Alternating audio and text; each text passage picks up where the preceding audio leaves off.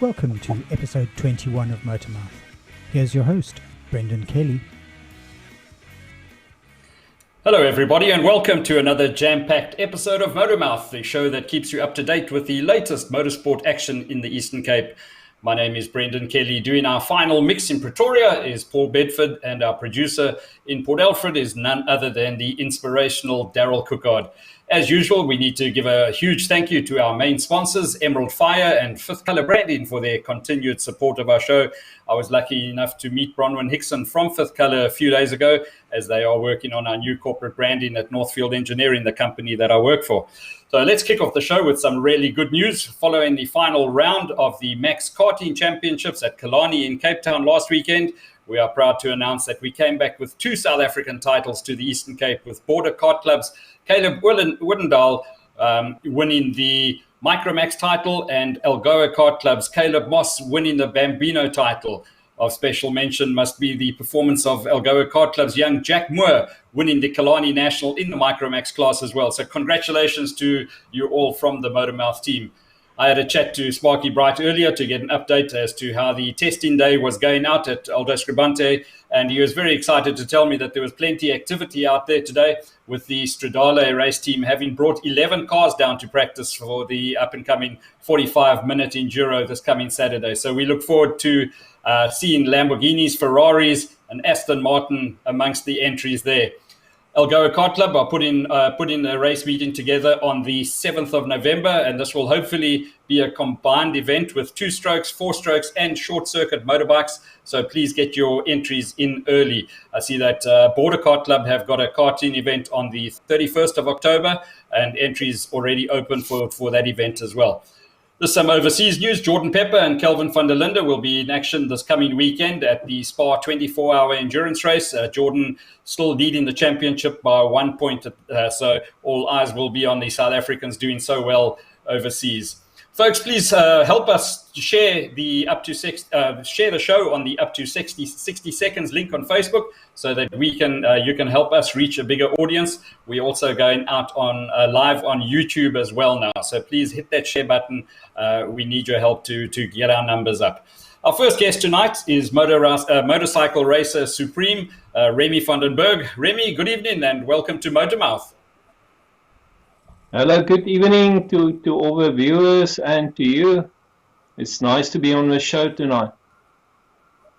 Great stuff. I'm just having a look at the shirt you're wearing, a Casey Stoner original, obviously a man that you look up to. Yes, I used to be a Ducati dealer. I'm running a bike shop here in Port Elizabeth, Remi Tech Motorcycles, and we used to be Ducati dealers here, and I got the shirt in 2007 when Casey Stoner won the World Championship. So it's original Casey Stoner shirt. Yeah, it's a pity he's not racing anymore. Yeah, no, a pity indeed. You've been a regular competitor out at Scribante for a few years now. Tell us how it all started. We moved from Welkom in 2004, and prior to moving here in Welkom at Old Goldfields and Ben Pakisa, I started doing track days. And when we moved here, I owned a 2001 Aprilia Miele. And then as we started setting up here and everything, I started going to Scribante. And then at Scribante, there was such a nice group of people racing. And for biking, the historics and the racing bikes there was a lot of competitors. So I never actually raced prior to that. And I entered my first race in 2005, I think. And then in 205 I won the championship. I won the Battle of the Twin championship. And then also the 206, I won that championship, Battle of the Twins, and then 207 as well. So from then on, I've been racing, and it's 2020 now, and I'm still racing.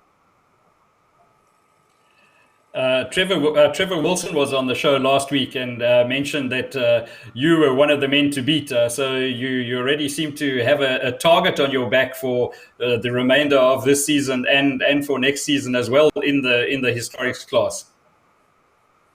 Yes, I won the historic bike championship in 2016 overall. And the bike championship as well in 2016 on an old 1985 Suzuki. I was sponsored by Glenn Elliott. He was really good to us, and he sponsored me the whole year. And he repaired the bike and sponsored the tires and everything. So I won nearly every race in 2016, and also the lap times went down from. When I started there, it was about 1 minute 18, and it went down. My first race, I went to 1 minute 15 or 14, I think, and I'm doing very low 109s now. I'm nearly into the 8s on a 750 historic bike. So yeah. I've got some competitors now. Johan Anker actually is my main competitor, but he's riding on a 1000 Yamaha. But in the meantime, I'm also building a faster bike. I've got the 1100 Suzuki that hopefully will be done by next year. And that should push me into the 107s, 108, 107s maybe. And it's all like cheap bikes. You know, the 750 only cost me about 25 grand to build. And I'm doing constant 9s with it quite easy, you know. So we'll see with the 1100. I think I can go a lot faster. Great stuff. The historics class, really, it's to me a really fun class to follow, and there seems to be a nice camaraderie amongst the guys. Is this always the case? I see Jan Dorfling has joined the show as well. Is this always the case amongst the guys, or once the helmet's on and the visor's down, does that change out on the track?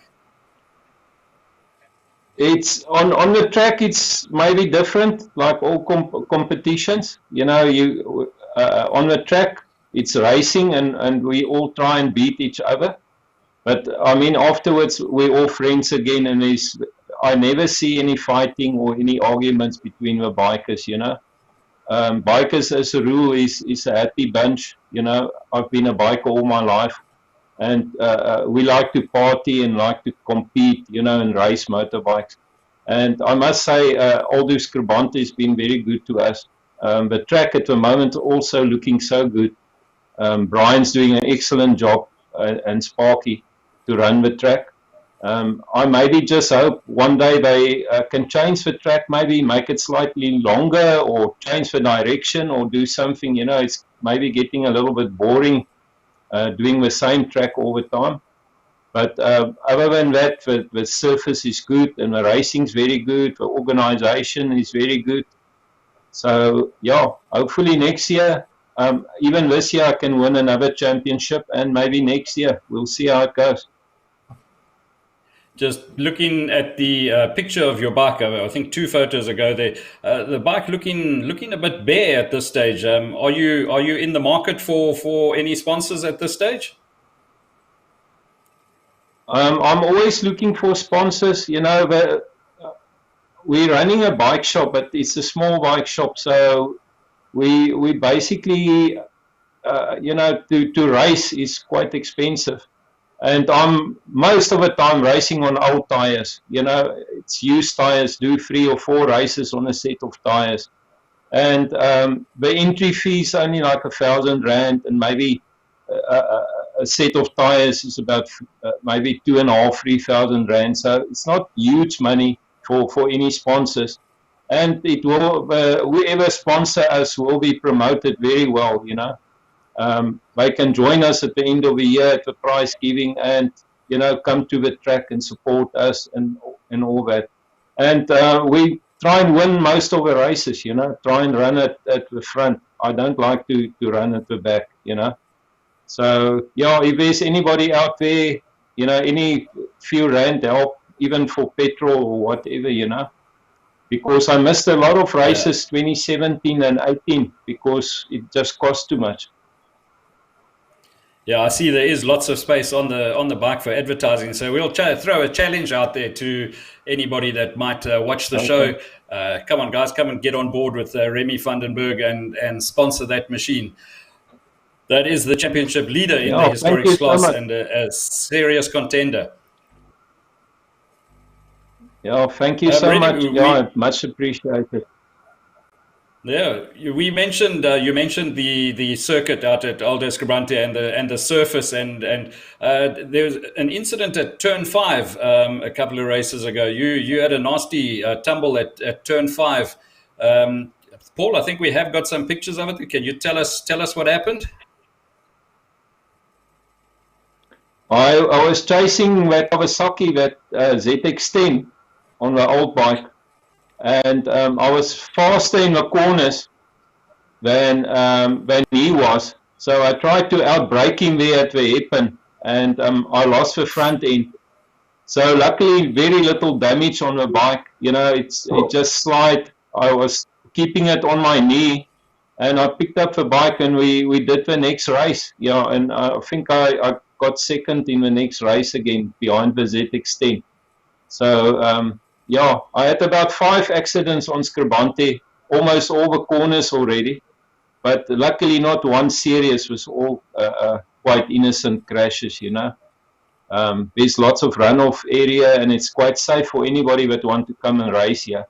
And the marshalling and all that's very good as well. Yeah, some great pictures from Darren Cookard. They certainly seem to be in the right place at the right time. So you just happened to get back on and managed to finish that heat and complete the next one as well, if I remember correctly. I didn't finish that heat. I went back in because the handlebars were skew, and I wasn't sure the bike was safe to race. No, I did finish. I'm talking on. I went into the pits and I straightened the handlebars and then finished that race. But obviously I lost too much time, I nearly caught the back markers in the end, but there weren't enough laps. The next race I got second place behind the ZX10 again, yeah. Great. So lots of fun. No, brilliant. We look forward to seeing you in action out at Scribante. I see we've got a couple of people who joined the show with us tonight again. Shannon Duval watching from KwaZulu-Natal, Maritz Duprier, Dot Kelly from East London, and of course Jan Dorfling. We've given him a mention already. So Remi, as I say, we look forward to following the action out at Scribante, and best of luck, and let's see what we can do to promote the historics class and you yourself, and maybe find you a sponsor for that serious machine of yours. Yes, thank you so much. Yeah, we're racing on Saturday, so we'll see what happens. Thank you so much. It's an absolute pleasure chatting to Remi van der Berg. Thank you, and the same to you. Folks, we're going to go for an advert break, our first advert break for the night, and then joining us after the show is a man who recently celebrated 50 years in motorsport, Barry Kapelus.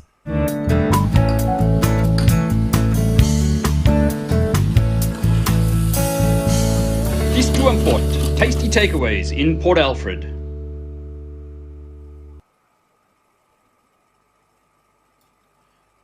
Prana Eco Car Wash is a new waterless concept in cleaning cars.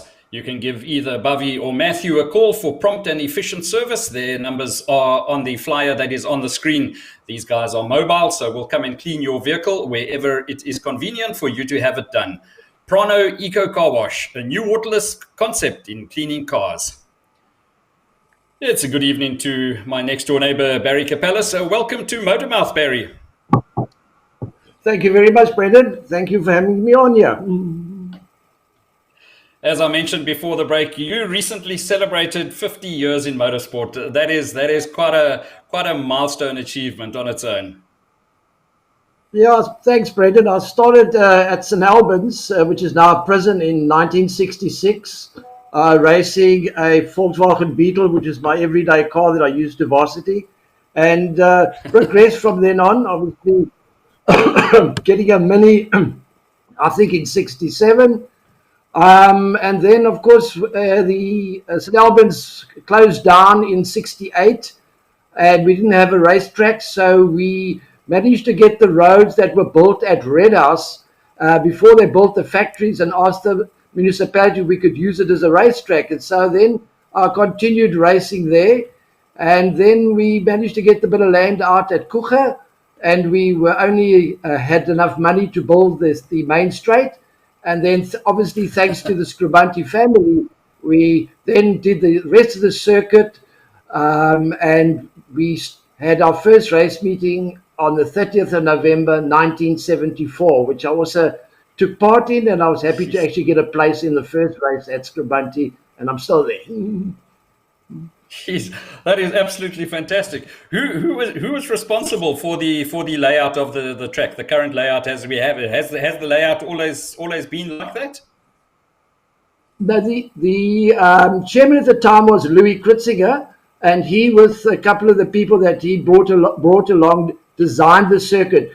There's one particular corner at Scribanti which is actually called Hanger Bend.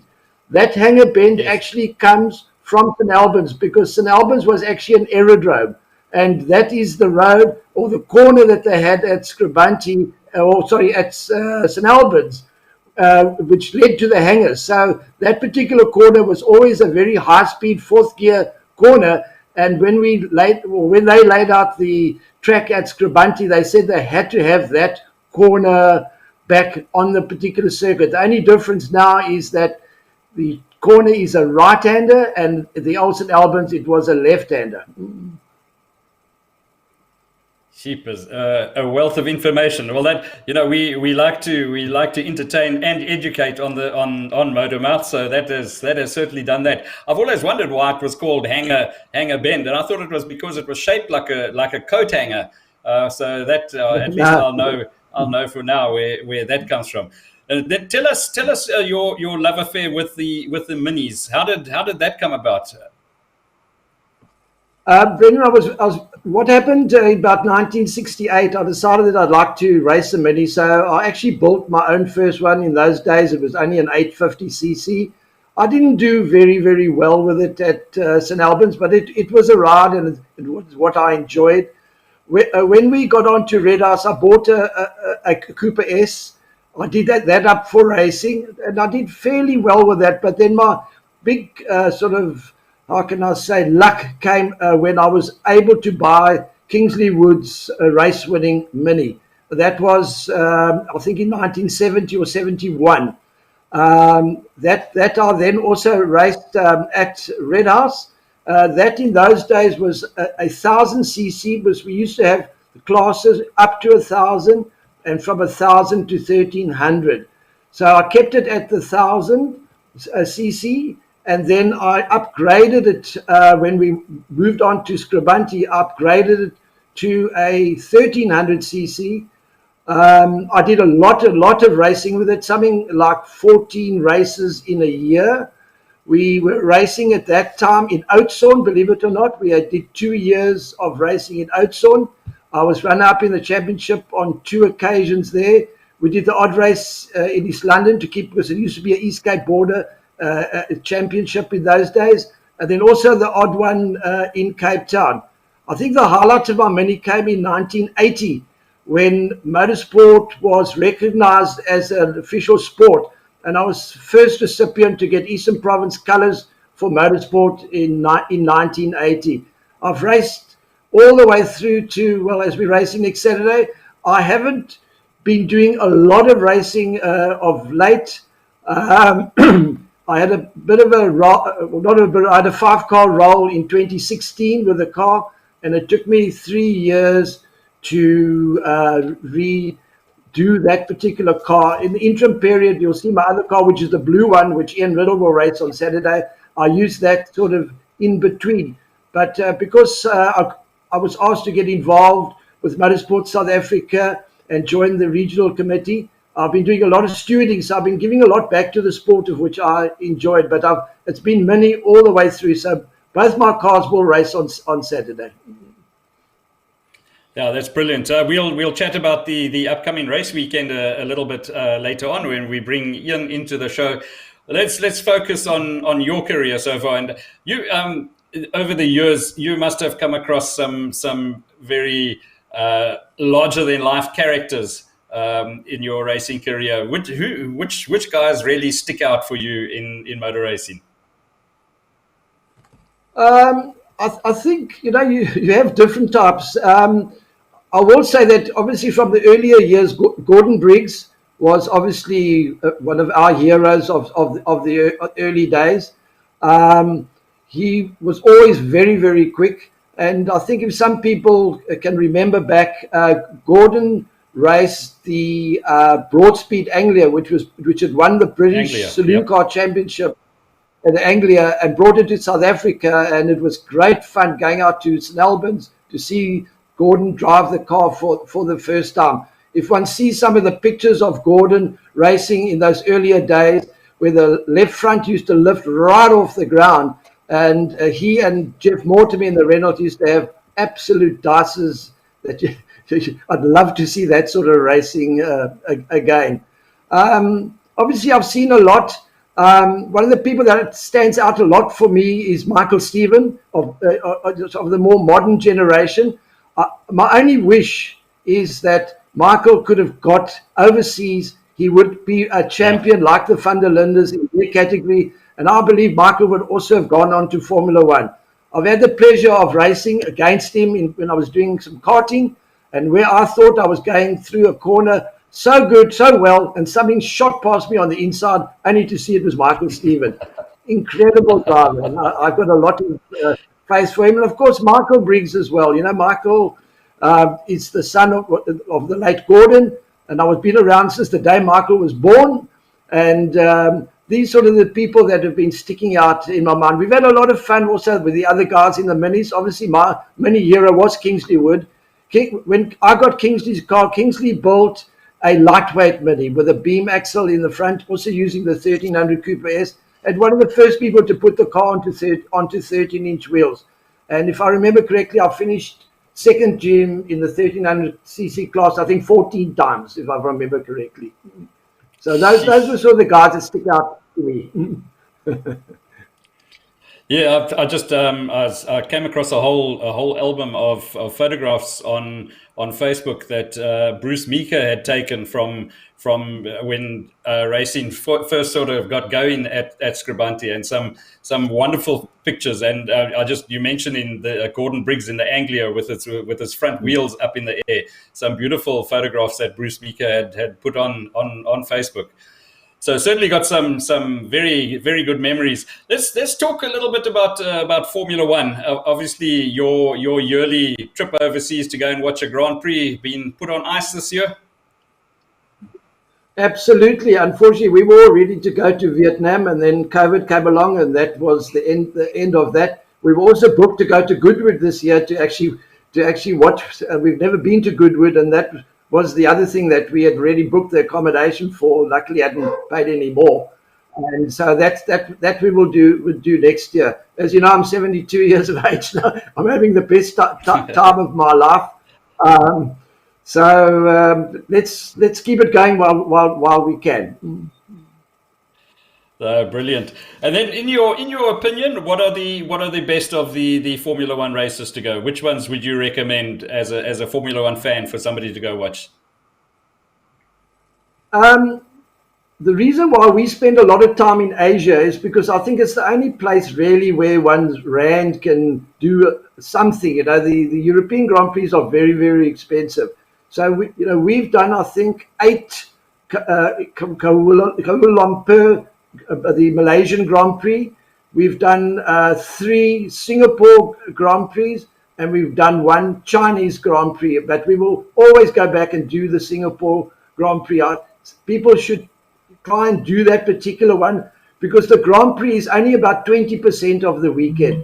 They bring out all the live shows of the entertainers, of the people that sing, and put on shows like Bon Jovi and all the rest on. So you watch a practice, you go watch a show, you go watch the first race of it, let's say the Porsche, and you go watch a show, and it goes on the whole weekend. So it's very, very enjoyable. So I would say to anybody, if you want to do a good Grand Prix and have a fantastic time, go to Singapore. It's a very, very good Grand Prix. And as you say, you're going to take your dancing, and support Ferrari, as you can see in the background here. But you're 72 years of age. You've got to take your dancing shoes away, because it sounds like the music scene is a big attraction just on its own. It's absolutely. There are some singers there. I can just name one, Dua Lipa. I never, at my age, I never knew who it was till I heard her sing. Now I'm a fan of hers. So it's very, very, very enjoyable. And of course, the Grand Prix is at night, which makes it even more spectacular. Okay. I see we got some more people joining the show. Brendan Smith watching, as well as Wayne Barkhuizen. Welcome to the show, guys. We're going to go for another quick advert break, and then we'll be joined by our next guest, Ian Riddle. Barry, please stay with us, and we'll bring you back in after chatting to Ian. Best Drive Treads Tyres East London, your complete one-stop car shop. Visit us for great deals on Continental and General tyres, as well as many other brands. For professional and friendly service, call us on 043 743 7564 or find us on Facebook at Treads Tyres. Treads Tyres is a proud sponsor of Eastern Cape Motorsport. It's a very good evening to Mr. Ian Riddle. Welcome to Motormouth, Ian. Good evening, and thank you very much for having me on this evening. I just don't know what you've got in store after last weekend. We'll see. I was just going to say, I'm surprised to see you don't have a black eye. I thought Maria Ellis would have been around to give you some treatment after that photograph of him appeared in the pit lane. Yeah, he wanted to sort me out on Saturday, but we're the best of mates. I mean, he's got a heart of gold, that man. So fantastic, and he took it like a champion, as he normally does. So fantastic. No, it was absolutely brilliant. Thanks very much for that. I mean, the comments that I've got from everybody that watched the show have all been absolutely brilliant. They really enjoyed it, and I actually, straight after the show, I went and I sat on the couch with my wife Michelle and watched the show from start to finish, and we had a really good laugh. He is such a sport, and it was really great having him on the show. Most definitely. I mean, I remember the very first time that he was out of the circuit, which you mentioned as well, when he arrived in his wife's 3-5 convertible, and I showed him the lines, and he took over to drive. And I tell you, that's the most hair-raising experience I've ever had in my life before. I was actually shouting at him just to pull over, even if it was the S's or wherever, just so I could get out, because it was wild. So I'll never forget it. Yeah, no, I've seen him in his boat on North End Lake as well, and I don't think I'd be getting into a boat with him in a hurry. Now, I've been there, done that, and I've got the T-shirt from that too, so no, I won't do it again either. All right, let's shift the focus onto your racing career. Where did it all start? How many years ago, and where did it all start for you? Well, if I go right back, I started racing motorbikes when I was 15, 16, and on the old kart, the current kart circuit. And I ended up in hospital with a broken arm. So that was the start. And then in 1982, I was invited to race in the Bucky race at Scribanti because I was doing marshal training and I was helping with marshalling for rallies. And the guy said, "No, come in." I had a company, Bucky, which is a 1400 Datsun Bucky, and I was invited. It was a dedicated Bucky race, and which I entered and ended up winning. And my current boss at the time, the late Gus Gaylord, said, "Well, we're going to have to pursue this a bit further." And we ended up buying Barry Kapelus's old Alpha that he had. It used to belong to the late Lionel Rowe, and Barry had bought it from Lionel, and then we came on the market, and we went out and test drove it and ended up taking it home that afternoon without my wife knowing about it, and it took years for that to settle down. But anyway, it was one of those things. So it started back in 1982, and it's been going ever since. I went off, did some karting under the 125 promo karts for a couple of years, raced with Michael and Graham Stephen. I'll never forget the two of them racing, like Barry said earlier, they just come flying past you like you're looking for parking or your shop stall on the side of the road. But yeah, we had great fun. It was a fantastic experience all the way around. And since then, I've been very involved with the club, as the guys know, and I've been enjoying the racing. Been through a couple of cars, I had 2 BMWs, and I've still got the current turbocharged BMW. I see it's just coming on the screen now. So I've still got that one that I'm running. Yeah, I wasn't aware, that you did the majority of the prep work on the car yourself there, and the engine side of it as well. Do you have any formal training, any mechanical training with engines? Where did that all come from? It all started when we had the Alpha, and I ran it for about a season. And the motor was, we wanted to upgrade the car. And my late boss said to me, we'll upgrade the motor, but on condition I go to Johannesburg for a week. And we ended up I worked with Roger Taylor in his workshop in Randfontein for a week. And Roger built a motor for us for the car. In those days, it was a 2-liter. And I was the mechanic and the Handlanger that had to do everything and fitted the motor. We dyno-tuned it, and what I learned from that man was I'll never forget. I mean, he's an absolute maestro in building engines. And we came back to P, and we're already like 2.5 to 3 seconds a lap faster with a new motor. Yes. But the story goes on a little bit longer than that. What actually transpired in those days, we used to run in CCs as your class. So it was up to 2 liters was class B, class C, 2 liters and 2.5 B, etc. And I ran in class C for a year and a bit, and I'd won the class hands down. I was beating the class B guys, and I popped the motor and I pulled the whole thing apart, and I went down to Alan McDonald, who had Alert Motor Spares in those days, and I went in with the piston. I presented him with the piston. I said, I'm looking for new rings.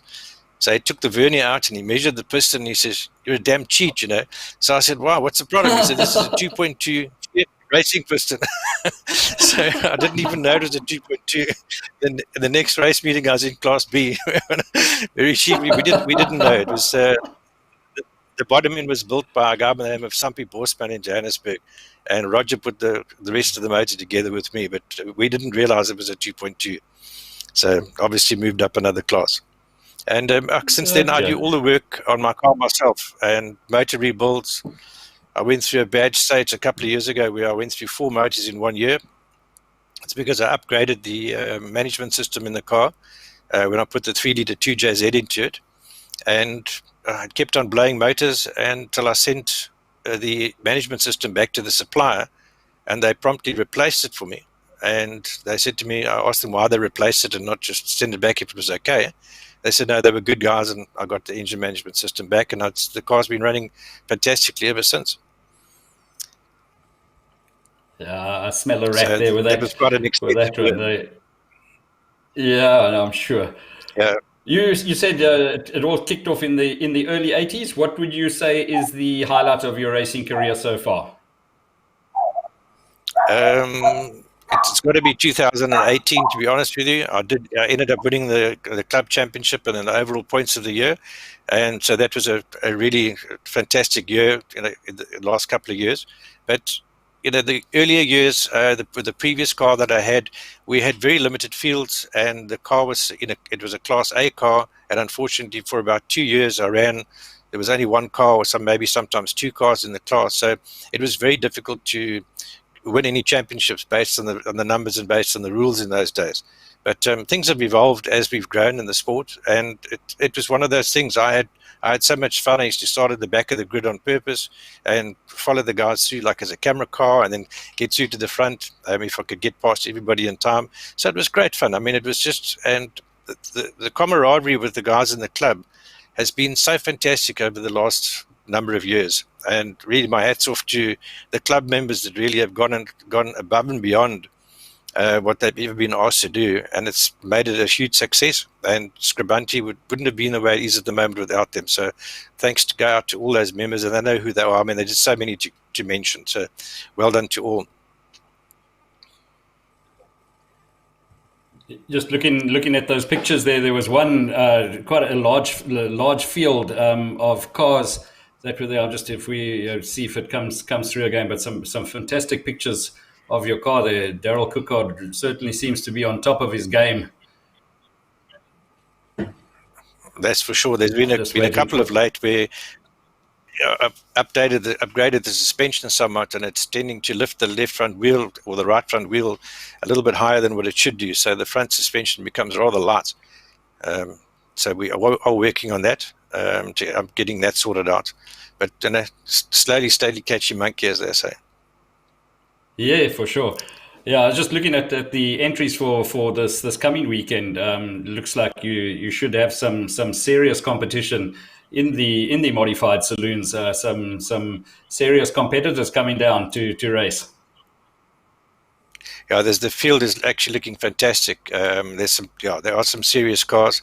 It's nice to have a car that's actually quick as well. I have been running in the extreme supercars with all the big guys and the Lambos and the Ferraris and that, and the car's done very well, in competition with the other guys, and opened quite a few eyes where, there's, like I said, my car's still street legal. I can drive it on the road actually.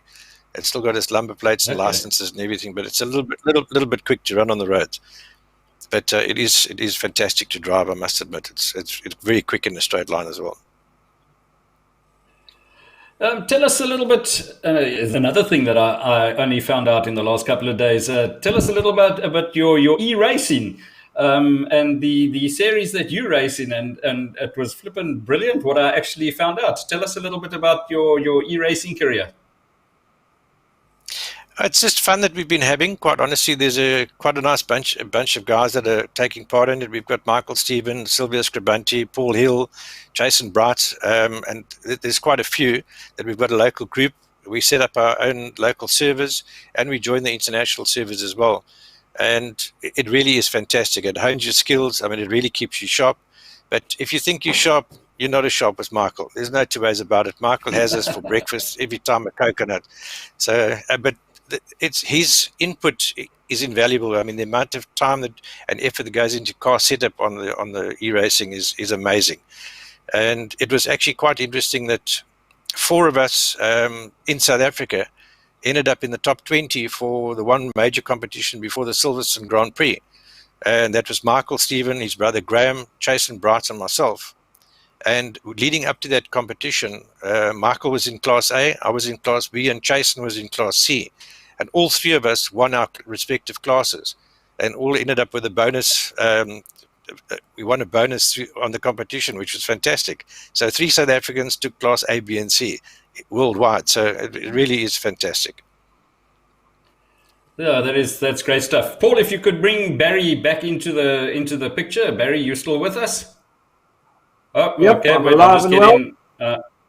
All right, I'm just getting a word in my ear from my producer in Port Alfred, Daryl Cookard. We're going to go for an advert break, and then we'll continue the chat after the advert break.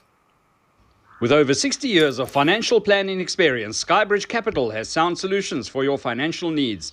Our client commitment and unbiased approach enables us to build tailored investment portfolios for the individual and their changing circumstances.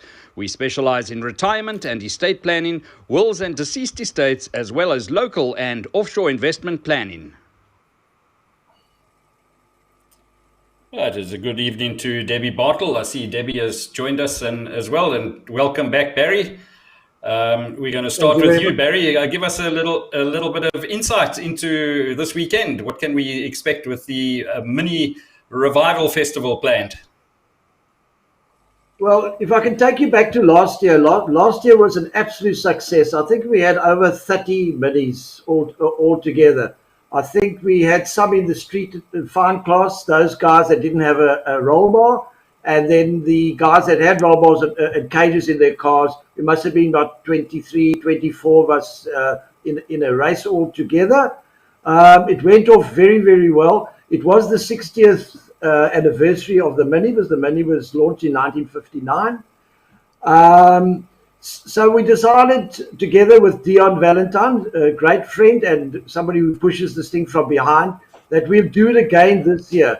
It's unfortunate that the COVID has taken a toll on a lot of people. Not everybody's getting a full salary. So unfortunately, the field's going to be a bit smaller this particular Saturday.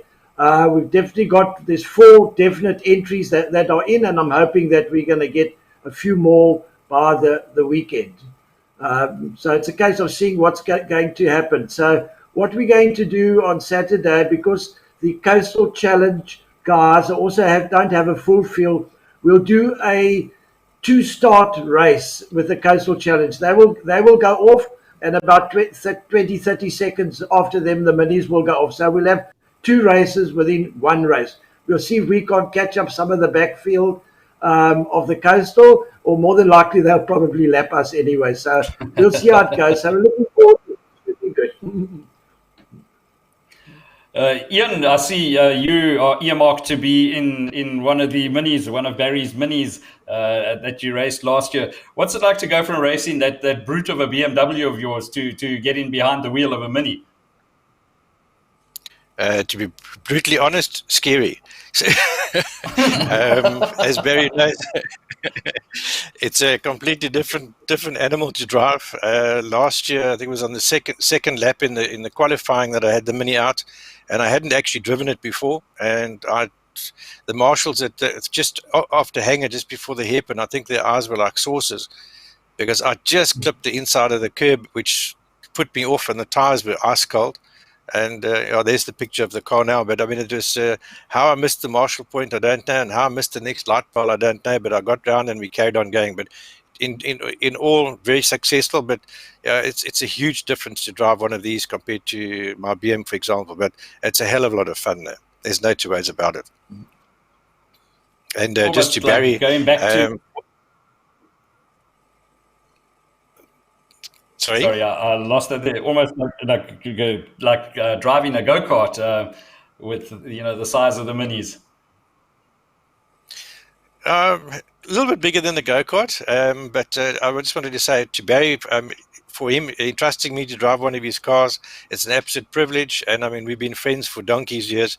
I mean, right from 1982 when I got involved buying his old car. So, I mean, it really is fantastic. And if we can keep the spirit alive and keep it going, that's what it's all about. Absolutely. I must know we've got a routine on a Sunday. We can set our watches on a Sunday morning when Barry starts the cars up one by one to take them for their Sunday drive. So Barry, lots of excitement for the weekend then planned. What really has been nice to see is the amount of guys coming down from East London. I see a lot of the guys following the successful round of the endurance racing that they've had up there. A lot more East London guys coming to race with us. So the likes of RJ Green, Sean Gradwell, Sean Valance, all coming down. So looking like it's going to be quite a decent entry for the endurance racing as well. Yes, I think the endurance racing is going to be brilliant. I'll tell you, it's such a pity we haven't got spectators, because if people haven't seen that Aston Martin in full flight with a V12 on song, man, it's music to your ears. And I think that's what I'm looking forward to. There are a lot of brilliant cars that have come down. I think it's going to be a fantastic race meeting. Just such a pity about the COVID. Yeah, I'm not too sure where we're going with the whole spectator thing, but it looks like, just from the talk that we're hearing out there in the industry, it looks like we might be taking a step backward instead of taking a step forward in the very near future. Yeah, you see, Brendan, we have to follow the rules because we have the SAP with us from the morning till the night. So we have to do things 100%. The minute we try and do something stupid, they will take the facility away from us until this whole thing is finished. So that's why we are very, very strict at the moment. But it's working out so well. So we'll keep it going as it is. Great stuff. Gentlemen, we're going to start wrapping the show there. Our time limit is almost up. It's been an absolute pleasure having both of you, the wealth of your knowledge. As we said, we like to not only entertain, but educate as well. So, guys, thanks very much. We look forward to catching up with both of you over the weekend, and best of luck for the racing on Saturday. Thank you, Brendan, my neighbour. Thank you very much indeed. Thank you. Thanks for a fantastic show. Keep it up. Absolute pleasure. Thanks very much, gents. Thank you. Right, folks, a reminder to once again, please share the show across all of your social media platforms, as the show is about all of you, the racers out there. And it's a platform for you not only to promote yourself, but promote your sponsor as well. And just a reminder, Remi Berg is looking for a sponsor. So anybody that wants to put some money on a bike, and possibly by sponsoring him, you can be part of his crew and get out to the track to go and watch the racing live. So there's an added incentive to sponsor Remi Berg. I see Terry Gaffney has joined the show as well. A very good evening to you, Terry. Folks, we're now offering live streaming for events as well. So should anybody be interested, you can please contact Daryl Cookard on 082-428-4558 to make necessary arrangements. Thanks once again to our sponsors, Emerald Fire and Fifth Color Branding, for your continued support for the show. From me, Brendan Kelly, it's good night until next time.